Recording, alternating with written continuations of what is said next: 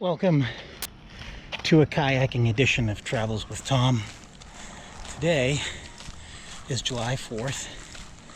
It's 2021 and it's been raining for about 3-4 days straight. So the sun just came out about 45 minutes ago and I'm going to head out to the Brewster Islands to do some camping and get the fireworks.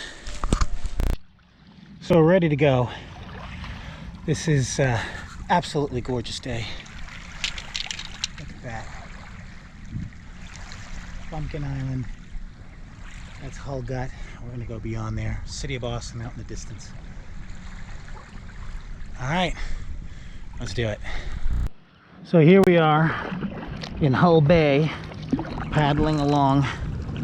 It's really very calm water. And right over here, that's the seawall. That's Newport Ave on the other side. And that's Strawberry Hill. This is all land that belongs to Hull, all the way to the windmill. So that's all connected to the mainland. But over there is a small spit of land. We can cross over the road and then go directly to the Brewsters. Over there is Paddocks Island and Bumpkin. Absolutely beautiful, flat, almost glass conditions. So off we go. We're getting close to our first stop, which is right over there. That opening between those houses. But wanted to show just a few things here. Going through Waveland Marina, which is behind us. Look at that gorgeous three-masted boat. Oh, it's beautiful. The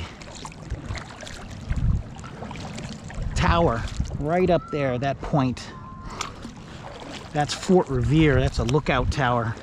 Fort Revere dates back to, I want to say, the mid to late 1600s. At least in its very, very early stages. Fort Revere was part of the harbor defense system. The outer harbor starts on the other side over there. And of course, as time went on, especially after the American Revolution, there was always the concern that the British might be coming back. So a number of fortresses were built all outside here in Boston Harbor. It's actually a pretty heavily fortified area. And right there, that's known as Spinnaker Island. It's actually an island that's connected with a causeway.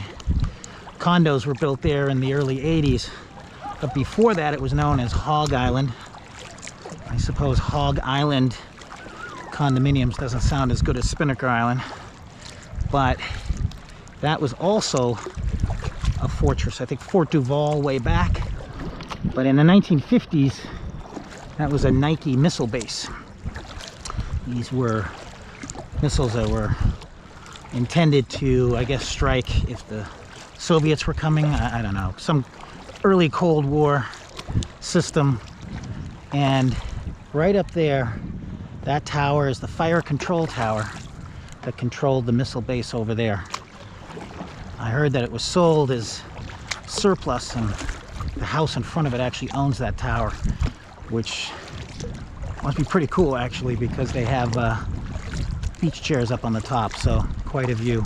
And this is all along the bay side here of beautiful Hull. This town actually goes back almost to the very beginning of the European settlement here.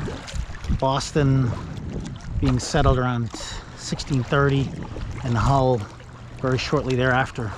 Of course, everybody would have been up there. Hull village was all fishing, and since the distance by land to downtown Boston is 20 miles on foot, but I don't know, like 3 over the water, really all the first dwellings would have been up in that area.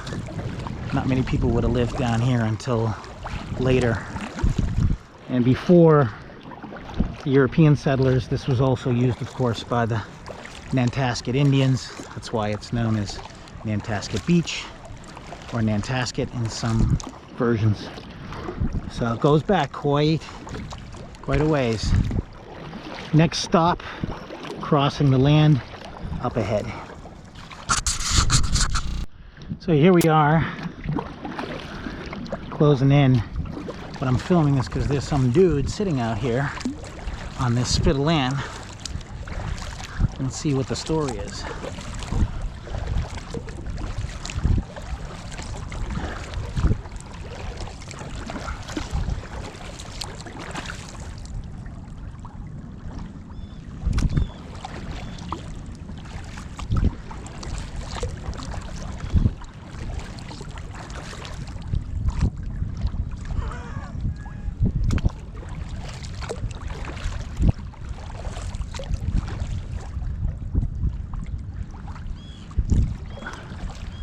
Oh wow. I guess you can walk the whole way. Huh.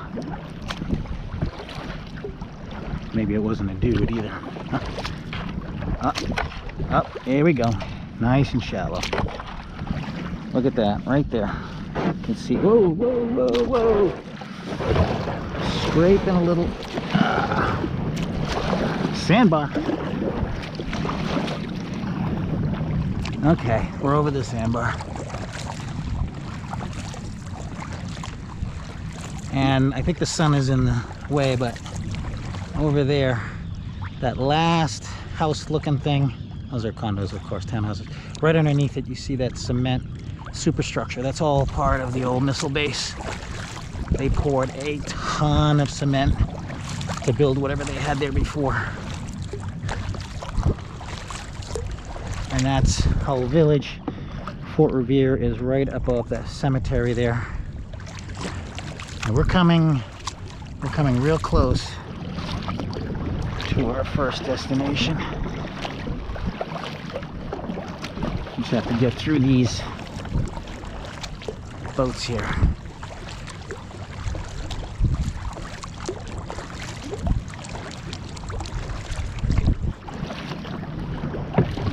Look at that, a kayak for two. Somebody once very wise told me a two-person kayak can sometimes also be known as a divorce kayak in a hurry. Best to stick with individual ones. But that's just my humble opinion.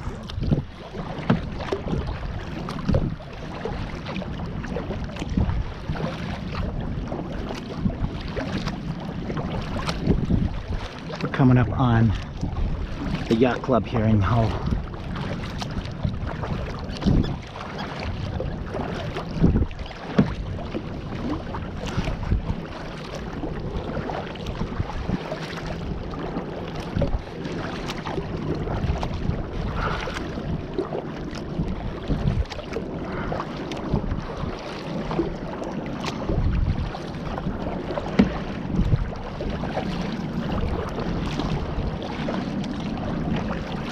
There's some very pretty boats here.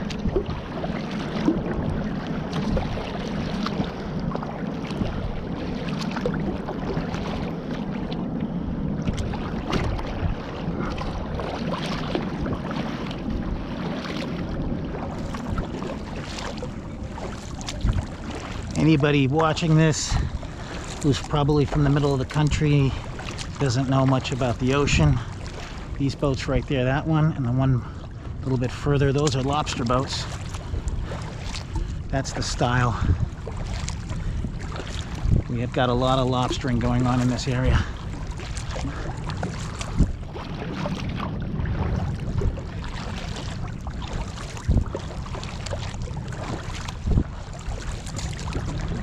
There's another one right there, that red hull. Those guys get up real early in the morning. Hey.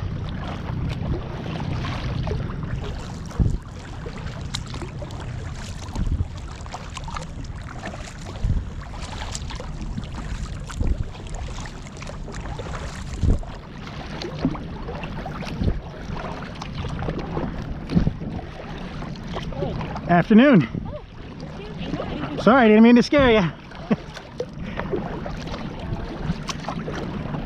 Yeah, I snuck right up on them. Stealthy me. There's a lobsterman.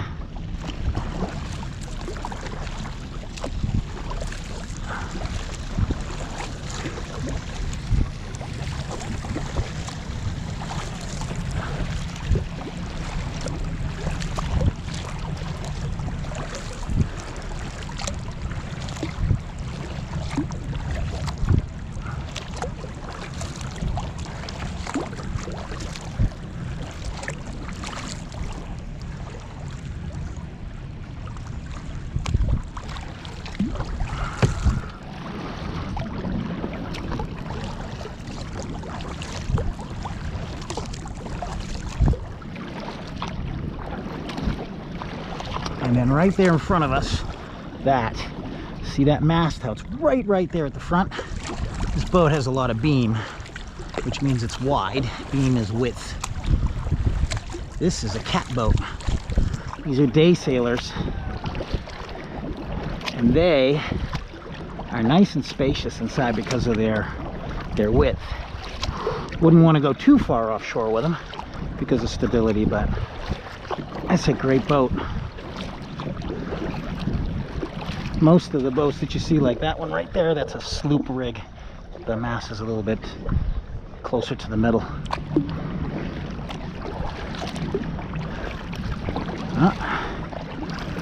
Party starting at the yacht club, and we are about to land on our first leg. This is the easy one. Of course, I gotta cross the street too, so that'll have to be done in shifts.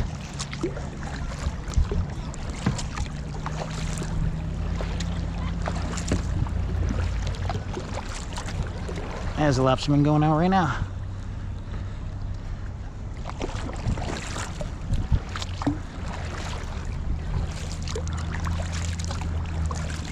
And those cages there, those square cages, those are lobster pots. They call them pots, but those are actually cages. They get dumped. They have a little buoy with the lobsterman's boat name or symbol. They leave them down there, and then they bring them up and bring up their catch. All right, let's see if I can do this reasonably elegantly. This is, after all, on camera.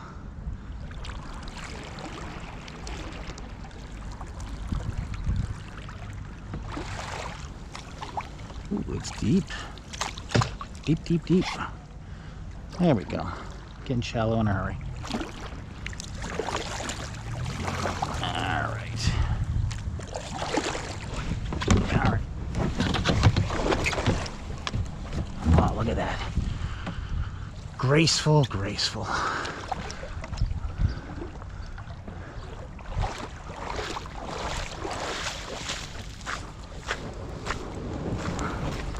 All right, part one done. Time to get everything shuttled across the street. All right, this is gonna have to be done in trips. First, get the storage, dry bag, and gear, because it weighs.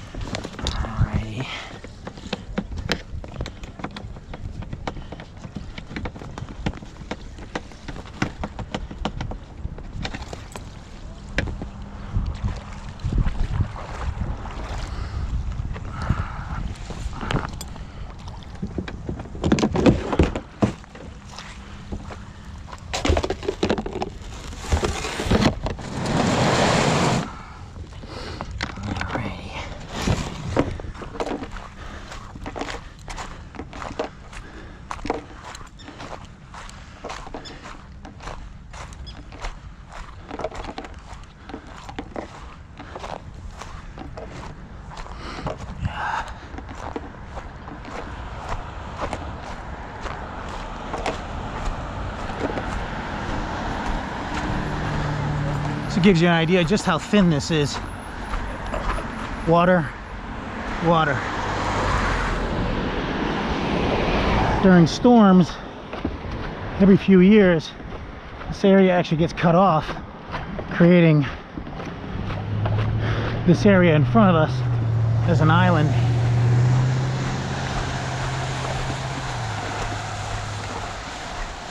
It's not the prettiest shortcut, but that whole landmass there, whole village,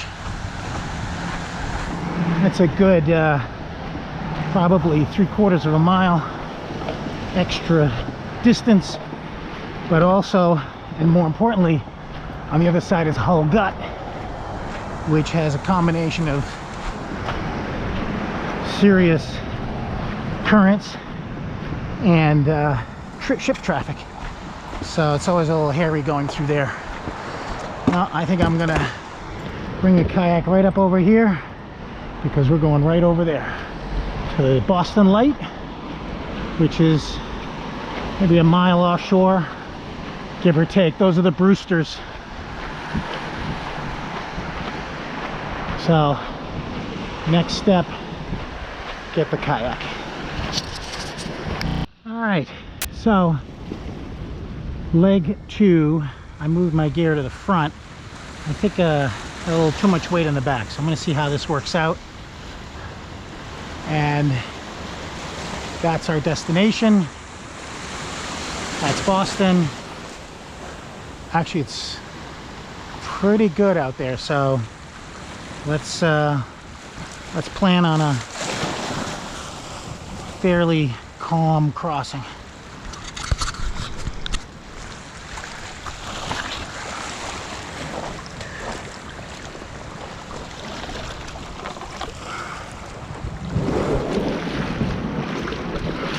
Ooh, this gets deep in a hurry.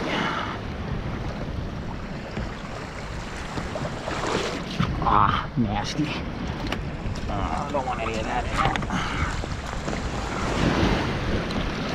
All right. Oh. All right. Let's get out of here.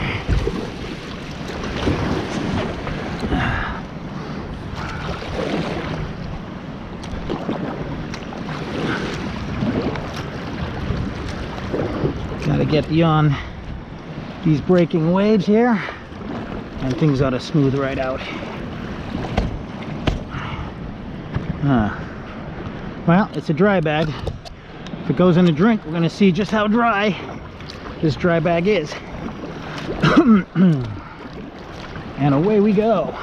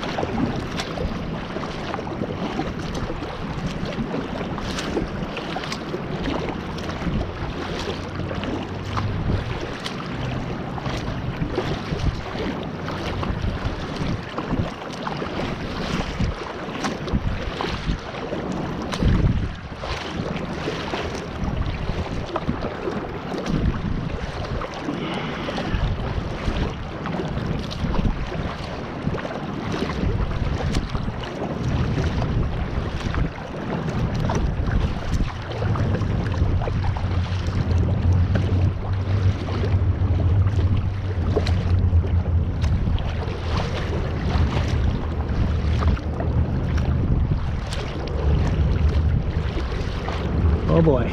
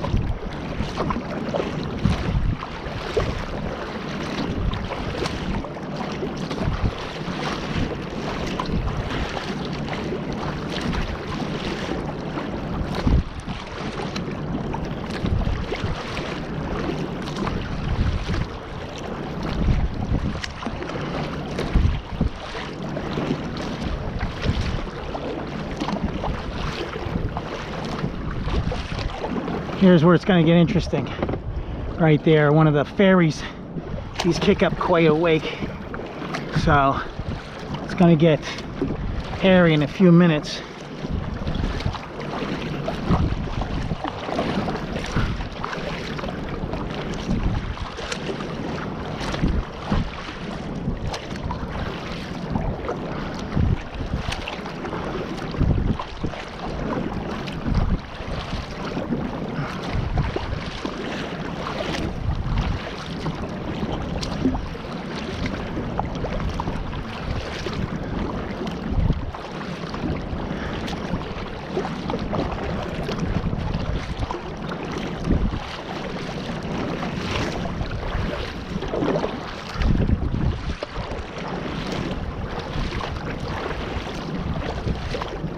I stand corrected, I don't think that's a ferry, so those don't have quite as large a wake as a ferry would, but we're still going to feel it.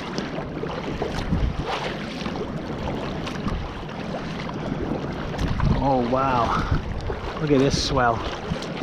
Whoa.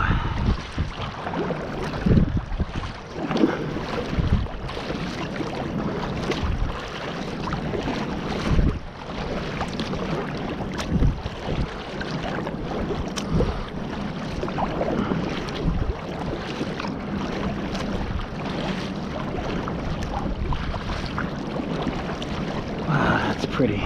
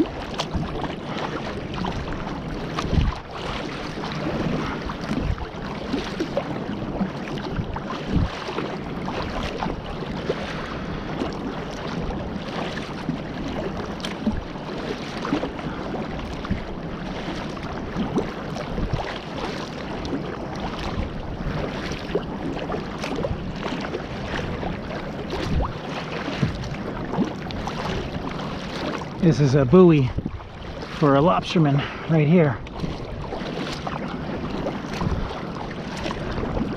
They pull these up to get their catch. Anybody who's ever seen Deadliest Catch, basically same principle, just a much smaller boat and not in the Bering Sea.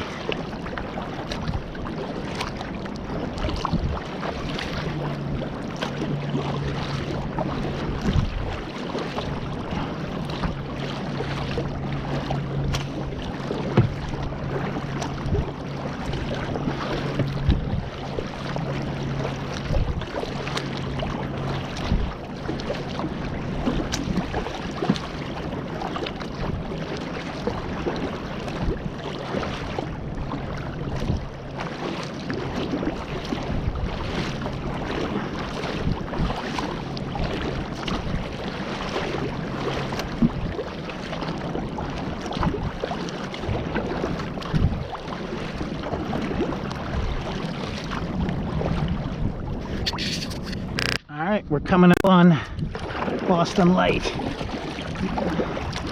This is the first lighthouse, the oldest lighthouse in the United States. Obviously this structure doesn't date back to the original, but this is pretty famous.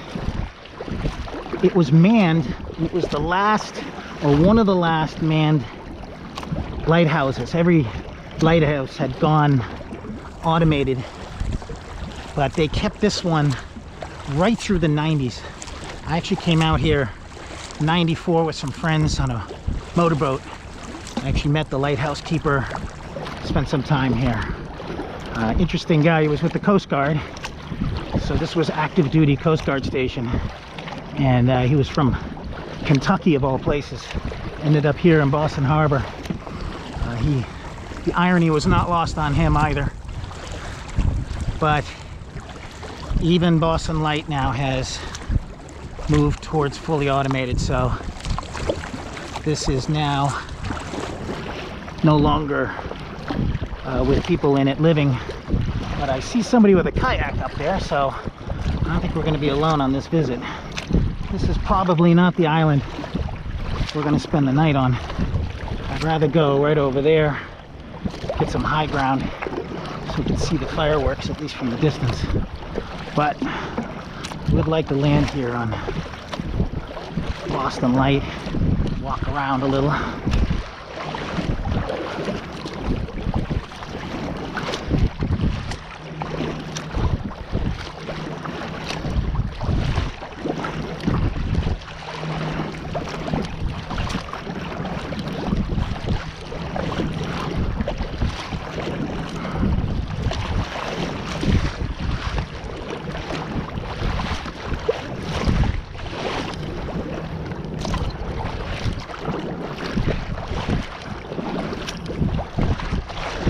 This direction right here, that's getting out really to the open ocean. If you go in that direction, I think this direction long enough, you'll end up in Halifax, Nova Scotia.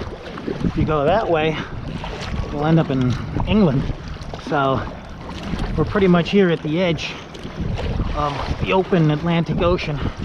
But we're going to stay within these islands here for safety reasons, obviously.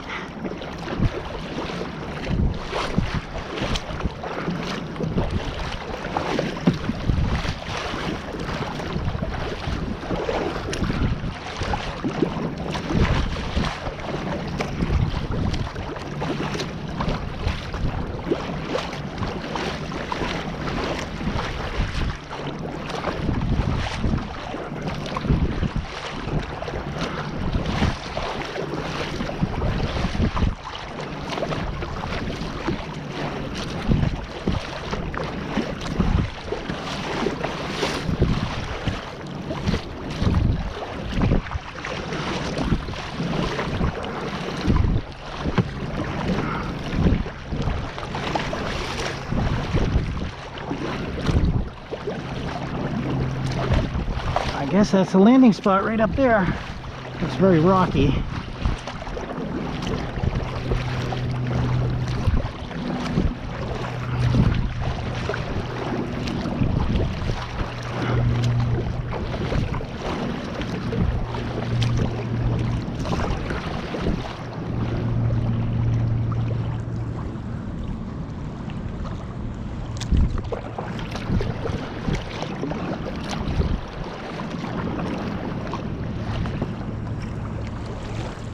It really isn't a great place to land here.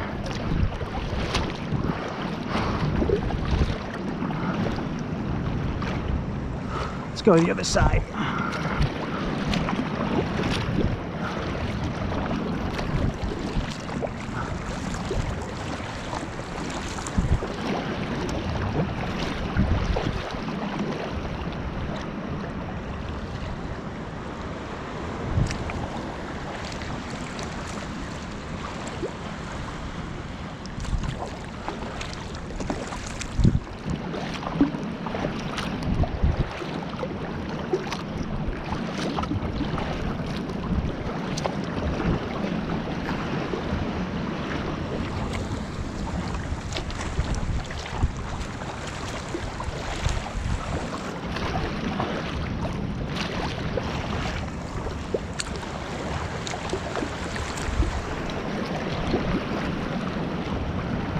Huh.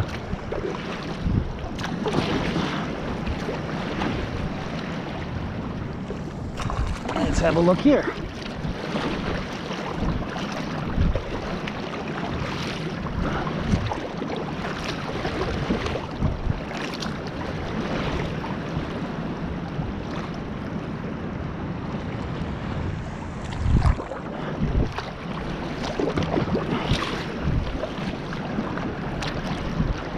Oh, I thought that was a kayak. It looks like a big buoy on its side.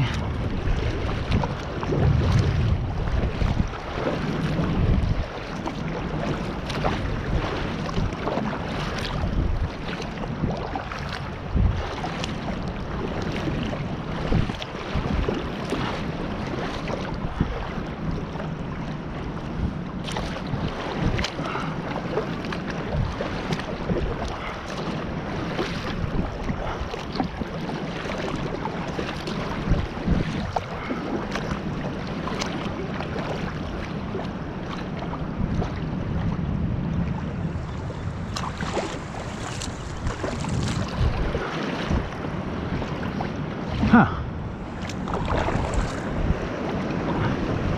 Yeah, let's get out of these swells.